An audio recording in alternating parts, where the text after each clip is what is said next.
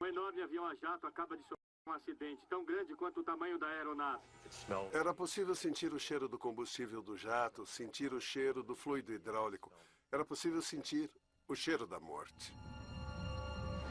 Vamos vasculhar esse pântano, quadrante por quadrante. Os investigadores do NTSB enfrentam desafios sem precedentes. A primeira coisa que pensei foi como vamos lidar com isso. Cabe a Greg Fate e sua equipe descobrir por que o voo 592 da ValueJet irrompeu em chamas... Fogo! Apenas minutos após a decolagem. Muito bem, vamos começar. Era um incêndio violento. Quase acabamos com as instalações. O secretário de Transportes perdeu o emprego. O administrador da FAA perdeu o emprego por causa desse acidente. Estamos no meio do fogo.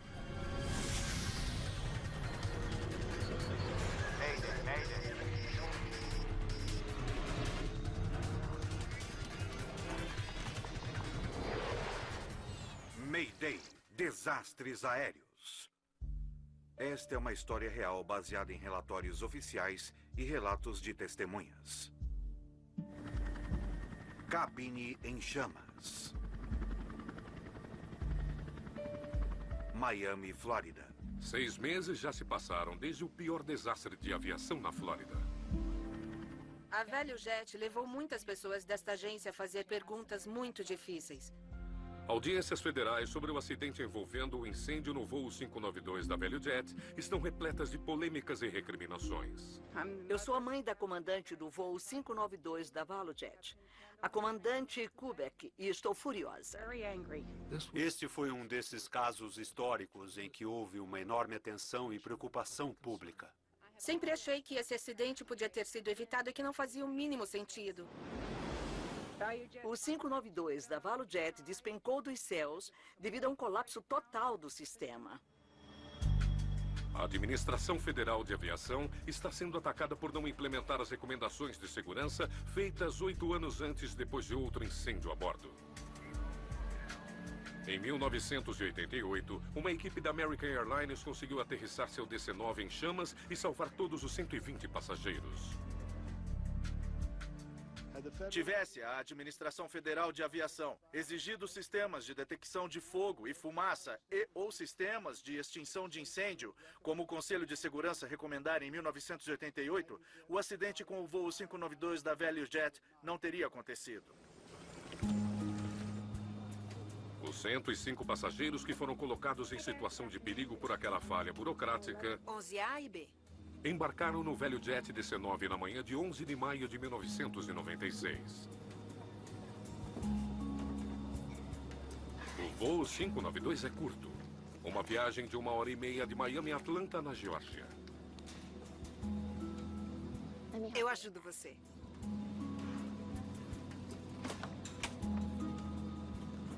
A ValueJet foi uma das primeiras transportadoras de baixo custo. Em vez de usarem seus carros, as pessoas embarcavam neste avião azul e branco, com passagens mais baratas e com um personagem de desenho animado. Eu também coloquei grampos ali.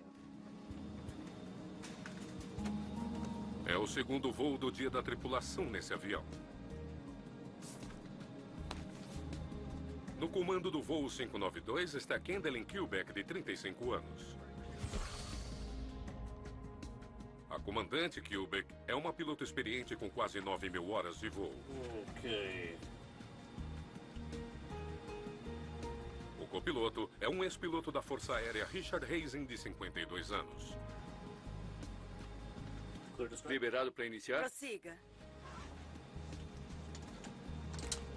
Cinto de segurança?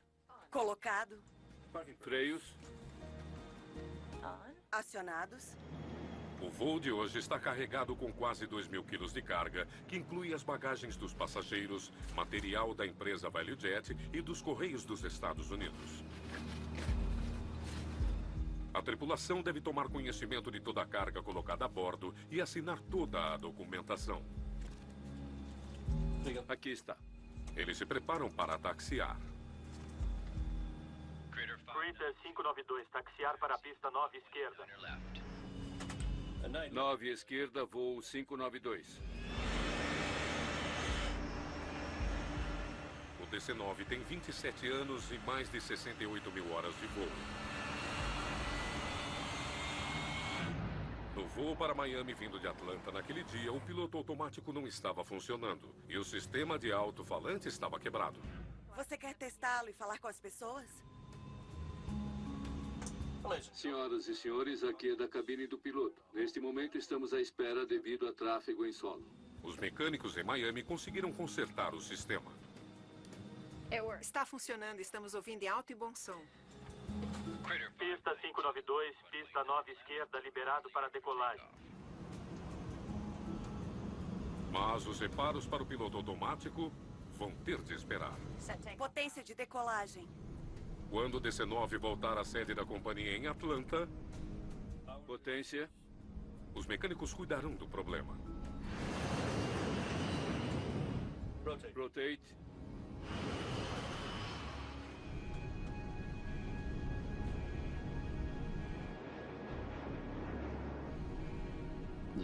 O céu estava relativamente favorável naquele dia de maio. E todos estavam simplesmente ansiosos para chegar em casa. Taxa positiva. Não havia qualquer mau presságio sobre aquele voo. Recolher trem de pouso. Sem o piloto automático, os pilotos irão pilotar manualmente a aeronave no voo de volta. É um inconveniente, mas não tão incomum nem inseguro.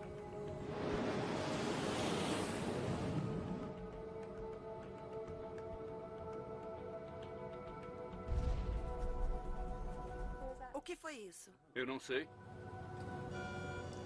Estamos com algum problema elétrico. O carregador de baterias está falhando. As baterias do avião estão drenando rápido. A comandante Kilbeck receia que possa perder energia em seu painel de instrumentos e em outro sistema-chave de voo. Estamos perdendo tudo. Apenas 6 minutos após a decolagem, a tripulação enfrenta uma enorme quantidade de falhas. Critter 592, entre em contato com o centro de Miami em 13245. Até mais. Controladores de Miami acreditam que o voo 592 está em segurança a caminho de Atlanta. Mas na cabine, a comandante Kilbeck decide voltar. Precisamos voltar a Miami. Está sentindo cheiro de fumaça? Fogo! De repente, fica claro por que seus sistemas estão falhando. Chamas estão se alastrando pelo piso da cabine. Fogo! O avião está pegando fogo! 592, precisamos voltar imediatamente. Kilbeck tem que levar o avião incendiado ao solo o mais rapidamente possível. Não se pode perder a altitude rapidamente. Você o direciona para baixo a mais do que 5 ou 6 graus e de repente você pode entrar em uma situação de supervelocidade. Você pode estressar a aeronave. Atenção, Critter 592, esquerda, posição 270. Desce e mantenha a 7.000 pés. Que tipo de problema você tem? Fogo! Fumaça na cabine. Fumaça na cabine. Entendido.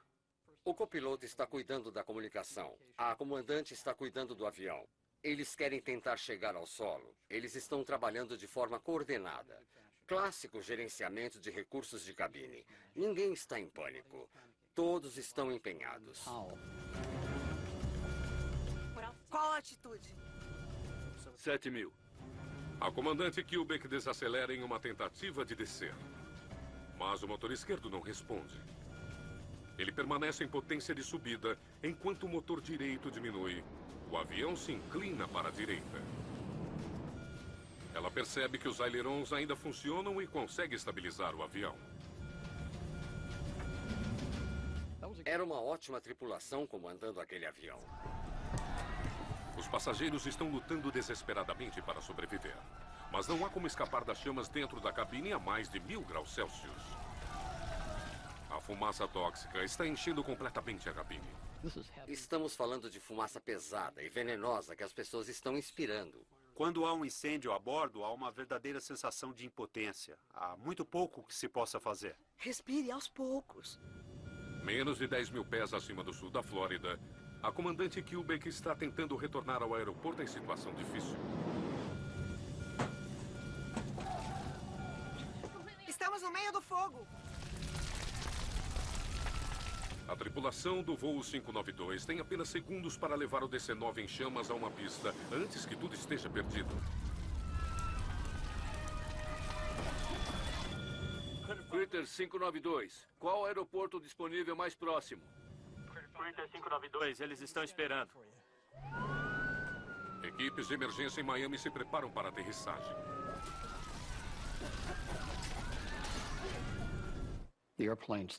O avião começa a perder altitude progressivamente. E está fora de controle.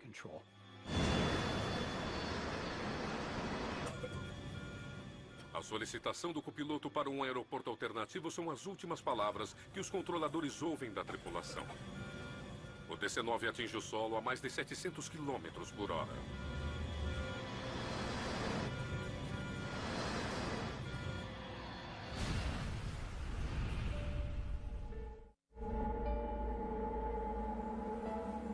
O voo 592 caiu em um dos lugares mais inóspitos do planeta. O Everglades, na Flórida. Um grande avião a jato acaba de cair bem aqui. Um avião de passageiros dos grandes. Vocês vão precisar mandar seus helicópteros. Os Everglades cobrem uma boa parte da ponta sul da Flórida. Centenas de quilômetros quadrados de pântanos rasos, manguezais e alagados. Chegar ao local do acidente já será um grande desafio para as equipes de resgate.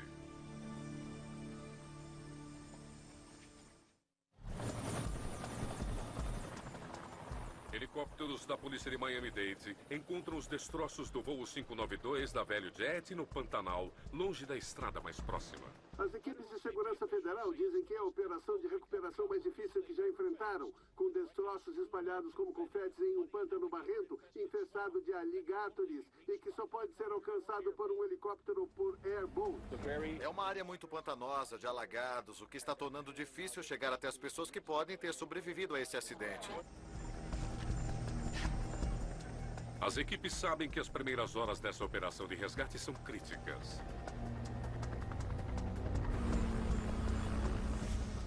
Em 1972, o voo 401 da Eastern Airlines caiu no Everglades, 6 quilômetros do local do acidente da Velho Jet. Vários passageiros se afogaram antes que as equipes de resgate conseguissem chegar até eles. A situação no Everglades após o acidente era de destruição total. Era possível sentir o cheiro do combustível do jato, sentir o cheiro do fluido hidráulico. Era possível sentir o cheiro da morte. A maior parte do avião afundou no pântano. Os destroços estavam no Everglades, um ambiente hostil. Não estava claro naquele momento o quanto seríamos capazes de descobrir a partir dos destroços. Nos preparamos o melhor possível. Primeiro colocamos a roupa de T-VAC. Em seguida colocamos uma manga extra. Colocamos um par de luvas cirúrgicas, um par de luvas de trabalho e foram presas com fita adesiva a roupa de T-VAC. O pesado equipamento protege a equipe de resgate do combustível derramado e outras toxinas. Mas abaixo da superfície do pântano esconde-se uma ameaça ainda mais mortal. Um atirador precisava estar em cima do airboat o tempo todo. O local do acidente é um local de procriação para alligators.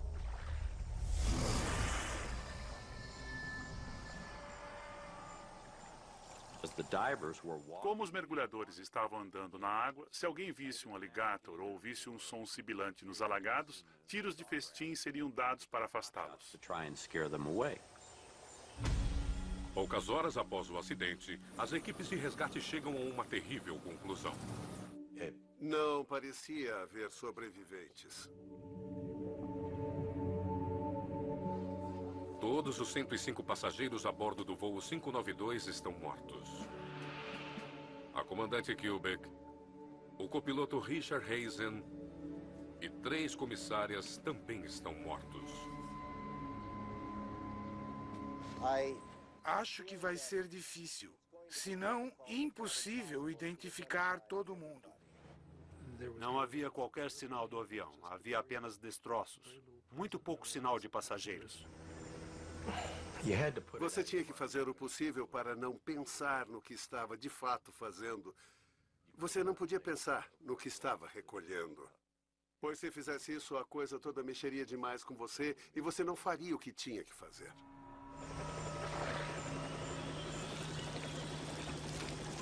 Minha reação inicial em uma situação como essa é simplesmente de raiva. De pensar, outra vez não. Como isso pode acontecer? O que aconteceu? Por quê? Na manhã após o acidente, os investigadores do NTSB juntam seus agentes da Polícia Federal e locais na área do acidente. Eles sabem que os pilotos do voo 592 relataram fumaça na cabine. Agora eles precisam descobrir o que provocou isso. Muito bem. Vamos começar a trabalhar. A equipe é liderada pelo veterano investigador Greg Faith. Você tem que se distanciar, respirar fundo e então começar a priorizar. Tudo bem, o que devo fazer agora? E então utilizar os recursos para que isso aconteça. É hora de entrar em ação. Aqui vamos nós. Vou deixar que o Greg responda a isso. Não há realmente como saber se os pilotos estavam conscientes ou inconscientes no momento do impacto. Meu primeiro pensamento foi como lidar com isso. Faith enfrenta intensa pressão para encontrar respostas e de forma rápida. I'm determined to do everything I can to make sure that American aviation is the safest in the world. No mês de novembro, no Nat Geo. O NTSB instrui os muitos voluntários que vieram para ajudar a recuperar os destroços. Prestem atenção. Elaboramos o mapa e vamos vasculhar o pântano inteiro. Todo mundo olha para mim em busca de respostas, porque eu sou responsável pela investigação. O que vamos fazer? O que quer que a gente faça? Para onde quer que a gente vá? A prioridade é encontrar as duas caixas pretas da aeronave. Isso é o que estamos procurando. Este aqui é o gravador de dados do voo. Este é o gravador de voz. Se encontrarem um, encontrarão o outro por perto. No gravador de dados de voo, os investigadores esperam ouvir os últimos sons do cockpit. A conversa entre os pilotos. Precisamos voltar a Miami. E quaisquer alarmes que possam ajudar a identificar onde a fumaça se originou. O gravador de dados de voo deverá revelar como o incêndio pode ter se espalhado e a sequência de falhas que ele provavelmente causou.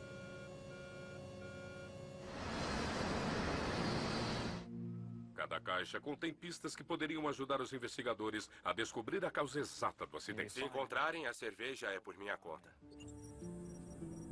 As caixas pretas emitem um sinal de rádio constante.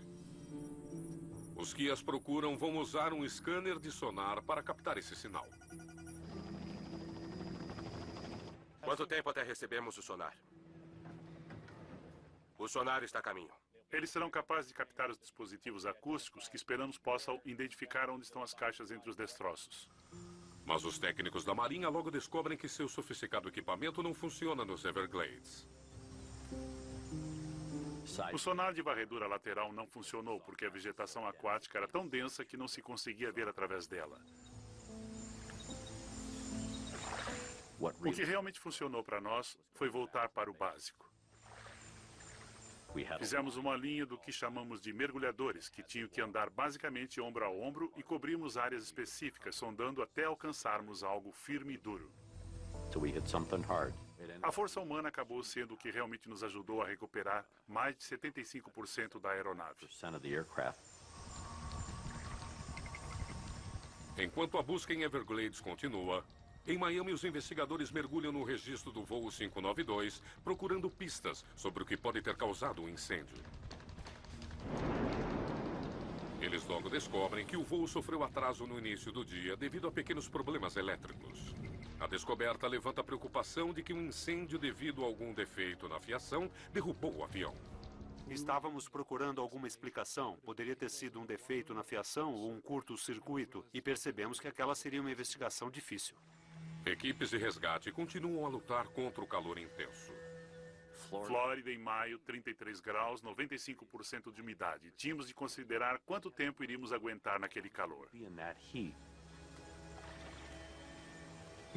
Você caminha em meio àquilo vagarosamente, pisando em coisas. Você precisa se abaixar, pegar o que quer que seja e ver do que se trata. Há ocasiões em que você acha que está pegando um pedaço de fio e é uma cobra.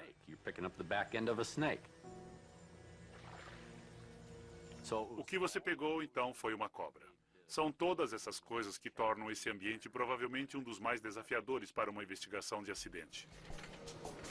O investigador de incêndios do NTSB, Merritt Burke, estuda enormes quantidades de fiação emaranhada retiradas do local do acidente. Fui enviado até lá para determinar a causa do incêndio naquele voo. Quando uma fiação defeituosa provoca um incêndio, arcos elétricos fazem com que os fios se queimem e derretam. Quando recuperamos aquela fiação do avião, observamos alguns danos, mas não havia provas de arcos elétricos nos fios. Eram só danos externos no isolamento. Exame cuidadoso descarta a fiação defeituosa como causa potencial do incêndio.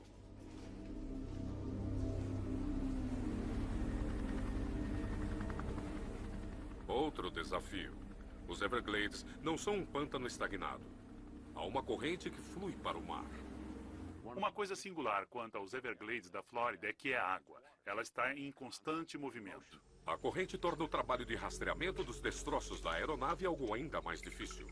Quando a água se move e basicamente a maré sobe e desce, alguns dos pedaços que ficaram presos debaixo da água na vegetação aquática poderiam se soltar e subir à superfície. Você poderia voltar a uma área e encontrar mais pedaços do que no primeiro dia em que você esteve ali. Depois de 2 dias de investigação, Faith finalmente consegue algo.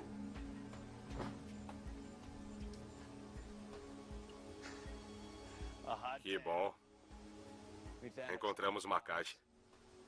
Ela estava no fundo da lama, parcialmente submersa a cerca de 1 metro, 1 metro e pouco de água. Um dos bombeiros de resgate da Polícia Metropolitana de Dade estava caminhando, cobrindo sua área e acabou pisando em uma das caixas pretas. Todo o local do acidente, todos os investigadores, todo mundo parou logo que a notícia de que tínhamos encontrado um gravador se espalhou. Os funcionários não perderam tempo. Tiraram-na do pântano e a levaram até um carro de polícia e de lá para um avião. O antigo DC-9 estava equipado com um FDR primitivo. Ele registrou apenas 11 parâmetros de voo comparados com centenas registrados por gravadores modernos. Entrada não autorizada. Visitantes devem ser acompanhados. Mas na manhã seguinte, quando Faith estudava os resultados preliminares de Washington, ele encontra uma pista que pode apontar para a origem do fogo. Mergulhe 800 pés de volta em 3 segundos. Impossível. O FDR registrou um aumento súbito na pressão do ar.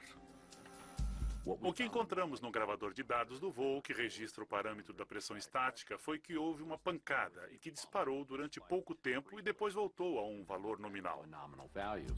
Sensores na fuselagem medem a pressão externa do ar. Normalmente a pressão diminui com a altitude, mas à medida que o voo 592 subia, a pressão subiu momentaneamente em vez de diminuir.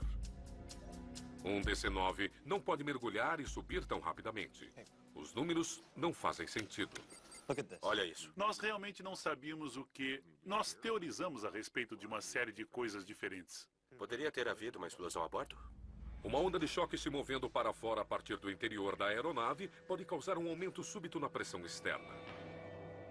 E é claro que você começa a pensar se uma explosão poderia fazer isso. Então teríamos uma bomba? Com uma explosão a bordo sendo uma possibilidade real, Merritt Burke examina os destroços para ver se ele consegue descobrir onde o fogo se originou. Tínhamos muitos pedaços que foram danificados, quase todos limitados ao compartimento de carga. Tínhamos componentes estruturais derretidos que estavam na parte de cima do compartimento de carga, que forma o piso do compartimento de passageiros. E havia também alguns trilhos dos assentos dos passageiros que estavam queimados e derretidos. Determinamos que o fogo foi muito intenso na área superior do compartimento de carga do lado esquerdo.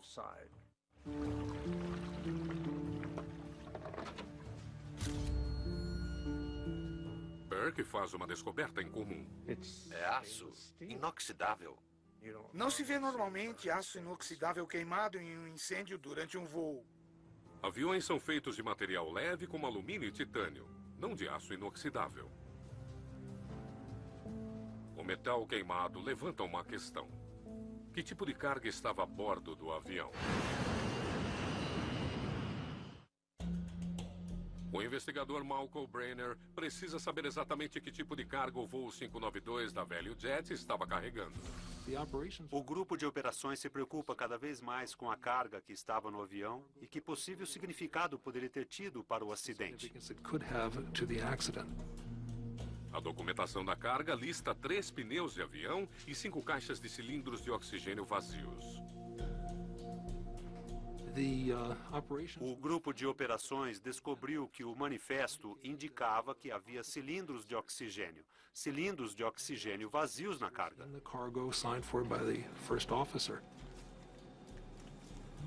Aqui está. Quando o Greg Fate estava disponível, eu o informei. Muito bem. Material da companhia. 3 pneus de aviões e 5 caixas de peças. Malcolm é piloto e intendente de aviação. Ele é um cara inteligente. É o conteúdo das caixas de papelão que me confunde. 144 cilindros vazios de oxigênio. Espera, quantos? 144. O cilindro de oxigênio é uma garrafa verde, uma garrafa muito grande, que fornece oxigênio para a tripulação e para os passageiros. Impossível, Malcolm. Não se consegue colocar tantas assim em um avião. Fizemos uma pausa e nos perguntamos por que se estaria carregando 144 desses grandes cilindros verdes de oxigênio. E Malcolm fez uma pergunta muito inocente. O que acha que eles querem dizer com cilindro de oxigênio? E foi isso que realmente alertou os investigadores a dizer: precisamos verificar exatamente o que isso significa.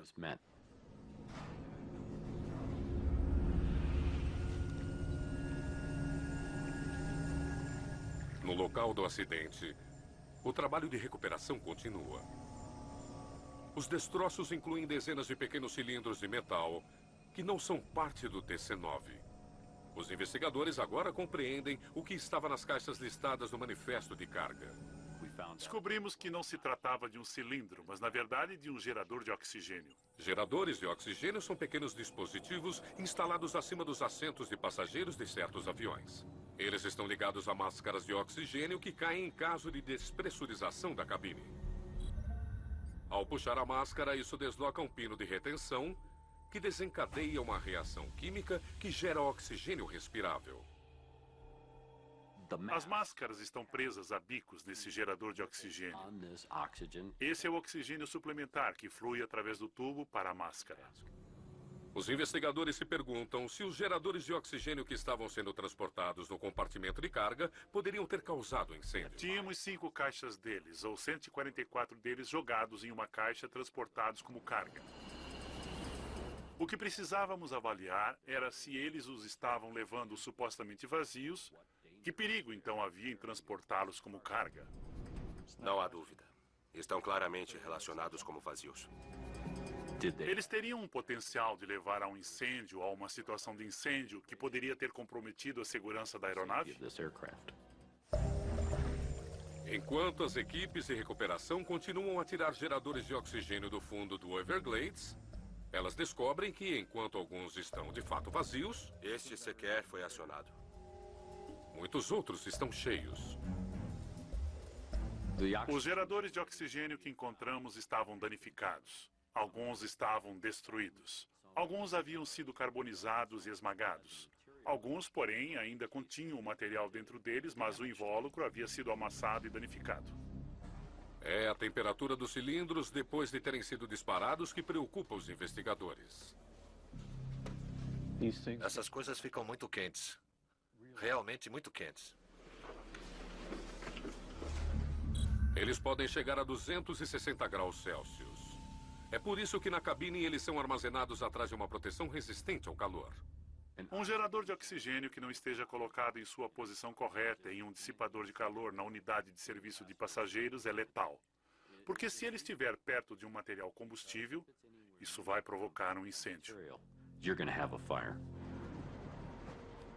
Agora, ao que parece, produtos químicos altamente voláteis foram indevidamente embarcados no voo 592. Se os pilotos soubessem o que realmente estava a bordo, eles provavelmente não teriam assinado o manifesto. Aqui está. Eles e seus 105 passageiros ainda estariam vivos. No mês de novembro, no Nat Geo.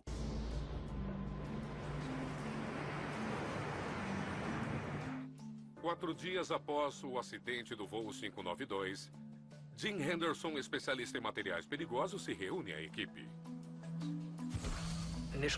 A documentação inicial que estávamos procurando eram os registros sobre onde tinham vindo os geradores de oxigênio químico e como eles entraram no avião. Henderson analisa o histórico da frota da Value Jet. Descobrimos que a Value Jet tinha comprado recentemente 3 aviões de outras companhias aéreas. Eu acho que sei de onde eles vieram. A ordem de trabalho da Value Jet, referente a esses aviões, era basicamente descobrir quais as datas que constavam nos geradores. Geradores de oxigênio têm uma vida útil. Para cumprir as normas de segurança federal, qualquer gerador com data vencida nos aviões recentemente comprados precisa ser substituído. Aquele trabalho fora atribuído a uma empresa chamada SaberTech. Conversamos com o pessoal da manutenção, principalmente para descobrir como esse assunto fora tratado. Obrigado pela atenção. Os geradores de oxigênio químico haviam sido removidos de um avião. Queríamos ter a certeza de que eles haviam sido manuseados de conformidade com as instruções devidas. Henderson descobre que a SaberTech removera 144 geradores de oxigênio. A maioria deles estava com data vencida, mas ainda cheio. Há diretrizes rígidas que regulam como geradores de oxigênio devem ser removidos e enviados com segurança. As ordens de serviço basicamente descrevem como retirá-los da aeronave e como substituí-los pelos geradores novos. Uma vez retirados da aeronave, uma das precauções de segurança é substituir a tampa de segurança que evita que eles sejam ativados acidentalmente. Diz que eles precisam das tampas de transporte. Temos alguma? Muitos dos mecânicos sabiam quanto eles eram perigosos e reconheciam a necessidade de tampas de segurança. Vários mecânicos nos disseram em entrevistas que eles tinham advertido seus supervisores da necessidade daquelas tampas. Elas são assim. Você viu alguma? Não. Não, eles não tinham. E você não pode tirar das novas.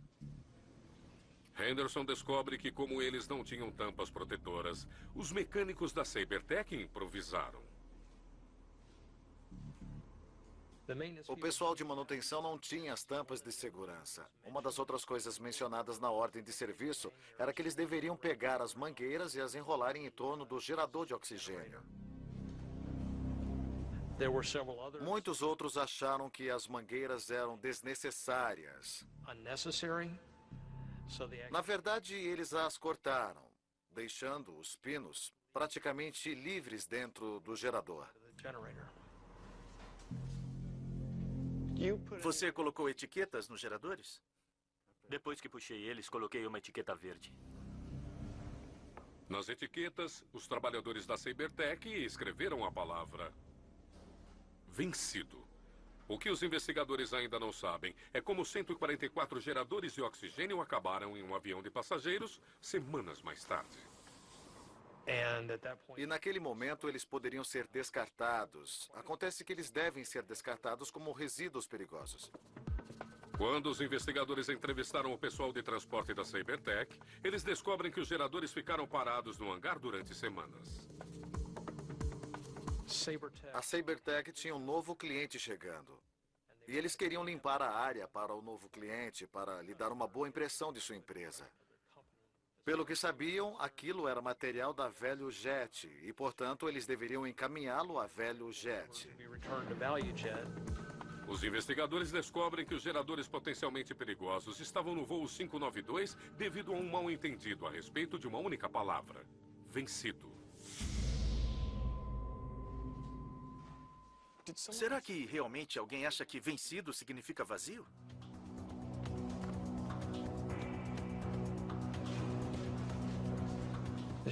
Os documentos de embarque descreviam os geradores de oxigênio como OXY, significando cilindro de oxigênio, e em seguida a palavra vazio.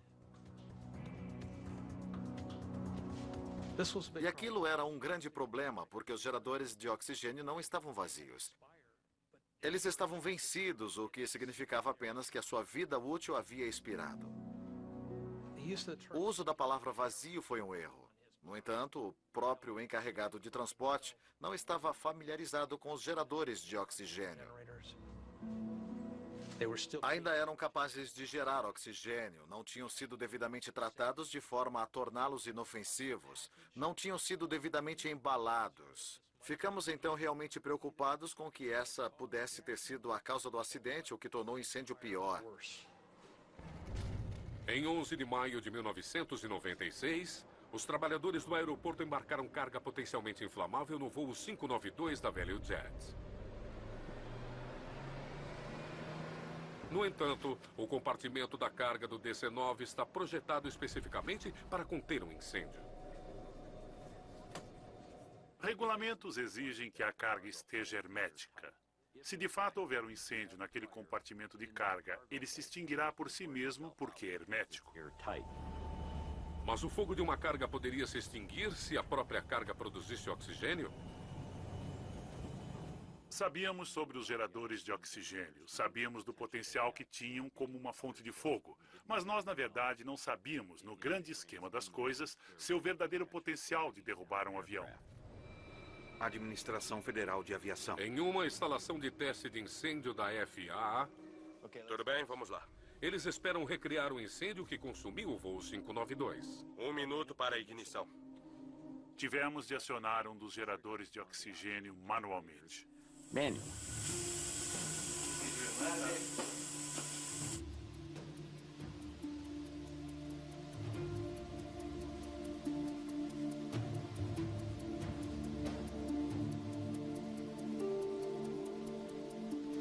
Nada. E não tivemos realmente um incêndio. Um gerador de oxigênio ativado não é suficiente para atear fogo à caixa de papelão em que é embalado. Então, como essas coisas começaram o incêndio? Os investigadores do NTSB estão de volta à estaca zero. Eles não conseguem provar sua teoria.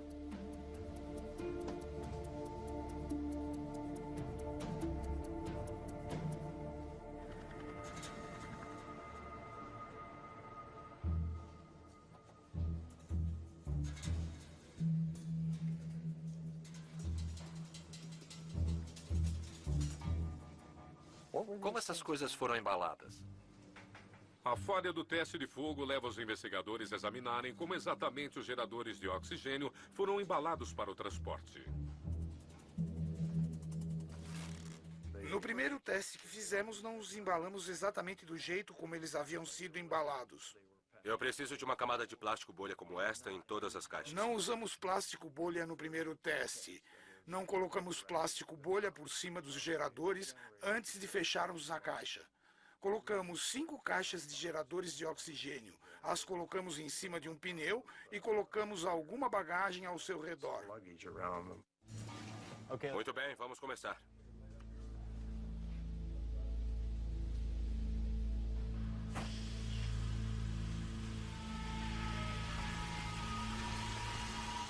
Aquilo fez um ruído inacreditável.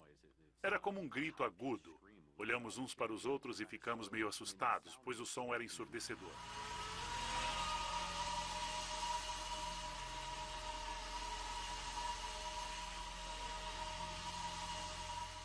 Dez minutos após a ignição, o teto do container de carga de teste atinge 1.100 graus Celsius.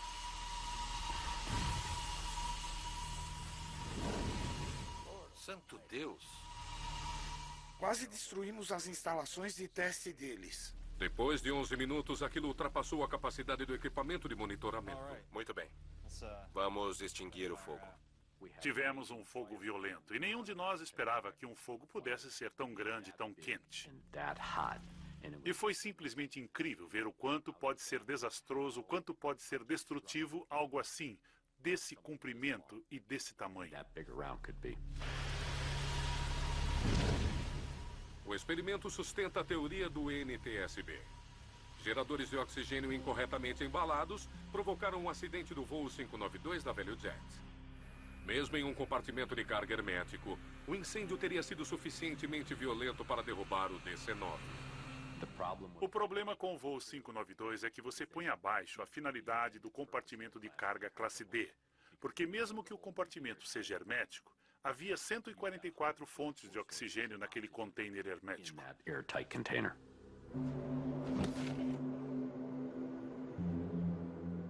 Os investigadores suspeitam agora que a ativação acidental de um gerador durante o carregamento ou na decolagem foi o suficiente para desencadear um desastre que custou a vida de 110 pessoas.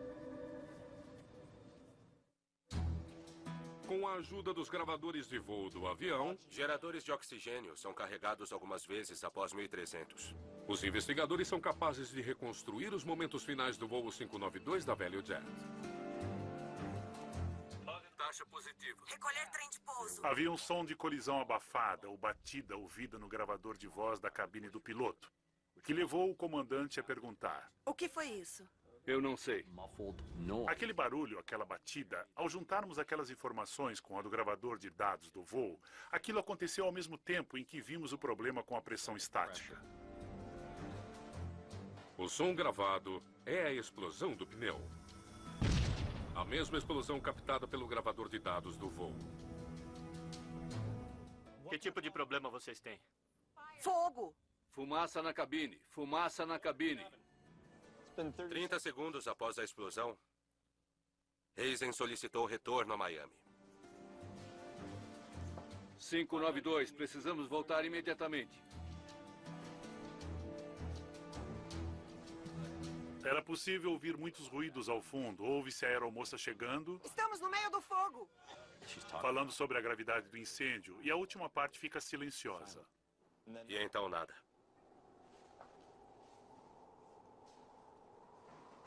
Não há nenhuma interação da tripulação, não há qualquer comunicação verbal. Tudo que se ouve é o som do vento. Aquilo nos indica que, independentemente do que tenha acontecido, aquilo foi rápido.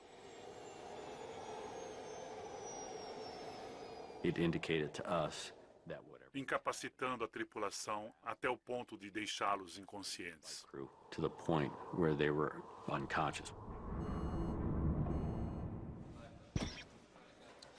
Foram precisos apenas 3 minutos e 42 segundos para o fogo derrubar o avião.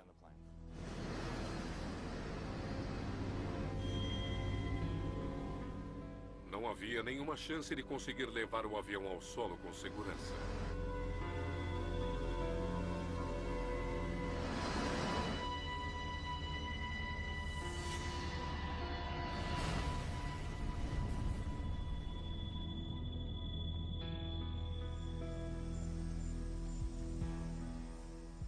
Após o acidente, a FAA proíbe a Value Jet de operar indefinidamente. O National Transportation Safety Board recomenda melhor formação para os funcionários que lidam com geradores de oxigênio. Não houve bandidos nessa história. Eram todos pessoas que simplesmente estavam tentando quebrar o galho, fazendo o melhor que podiam. O NTSB também renova sua decisão de 8 anos antes para que haja detectores de fumaça e extintores de incêndios instalados nos compartimentos de carga de todos os jatos de passageiros. Após o acidente da Value Jet, o FAA divulgou medidas para extinção de incêndio e para alertas de incêndio. Mas aquilo deveria ter sido feito há muito tempo. Que inferno! Por que inferno aquelas pessoas passaram? Nossos entes queridos estão mortos porque essa agência não fez o seu trabalho. É o clássico regulamento tardio. Há uma quantidade enorme de mortes. E aquele número de mortos é a única coisa que mexe com as pessoas e as leva a fazer alguma coisa. O secretário de Transportes perdeu o emprego. O administrador da FAA perdeu o emprego devido a esse acidente. Foi uma lição muito importante. E é lamentável que tenha custado tantas vidas. Mas este foi um caso que provocou grandes mudanças na indústria. E todos nós trabalhamos juntos para termos certeza de que isso não aconteça de novo. Versão Marshmallow São Paulo.